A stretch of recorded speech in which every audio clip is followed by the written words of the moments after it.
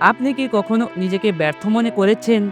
পরীক্ষায় ফেল, চাকরিতে রিজেক্ট, জীবনে কি কখনো বারবার না শুনেছেন?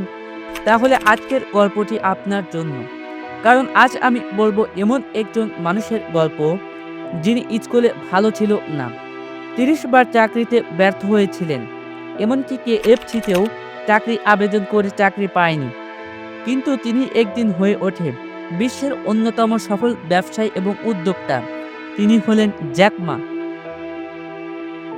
১৯৬৪ সালে চীনের হাংজৌ শহরে জন্ম নেন জ্যাক মা। তার আসল নাম ছিল মা ইউন। ছোটবেলায় পড়াশোনায় তিনি ছিলেন খুবই দুর্বল, বিশেষ করে গণিতে বারবার ফেল করতেন। স্কুলের শিক্ষকরা ভাবত এই ছেলেটি জীবনে তেমন কিছু করতে পারবে না।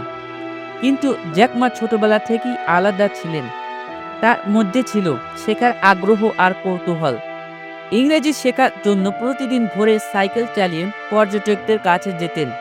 কোনো টাকা নিতে না, শুধু ইংরেজিতে কথা বলার সুযোগ চাইতেন। এভাবেই তার ইংরেজি ধীরে ধীরে ভালো হতে থাকে। কলেজ ভর্তি হতে তিনি দুবার ব্যর্থ হয়। শেষমেশ একটি সাধারণ কলেজে ভর্তি হয়। পড়াশোনা শেষ করে চাকরি খুঁজতে শুরু করে। কিন্তু এখানেই শুরু হয় সবচেয়ে বড় কঠিন সময়। ৩০ বার চাকরিতে আবেদন করলো, ৩০ বারে প্রত্যাখ্যান। একটি হোটেলে চাকরির জন্য ২৪ জন আবেদন করেছিল। ২৩ জন চাকরি পেল, একজন পেল না। সেই একজন ছিল জ্যাক মা। KFC-তেও একই ঘটনা ঘটল।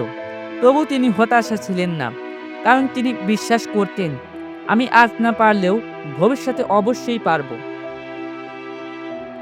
একদিন জ্যাক মা আমেরিকায় যাওয়ার সুযোগ পায়। সে আমেরিকা পৌঁছায়। সেখানে সে প্রথমবারের মতো ইন্টারনেট প্ল্যাটফর্ম দেখতে পায়। তিনি ইন্টারনেটে চায়না লিখে সার্চ করে, কিন্তু চীনের কোনো পণ্য খুঁজে পায় না। সে মুহূর্তে তার মাথায় একটি চিন্তা আসে, চীনের ব্যবসায়ীদের জন্য অনলাইন কোনো প্ল্যাটফর্ম নেই। তিনি সিদ্ধান্ত নেন চীনের জন্য কিছু একটা করা দরকার। ১৯৯৯ সালে নিজের বাসায় বন্ধুদেরকে ডাকেন এবং তার পরিকল্পনার কথা সে তার বন্ধুদেরকে জানায়।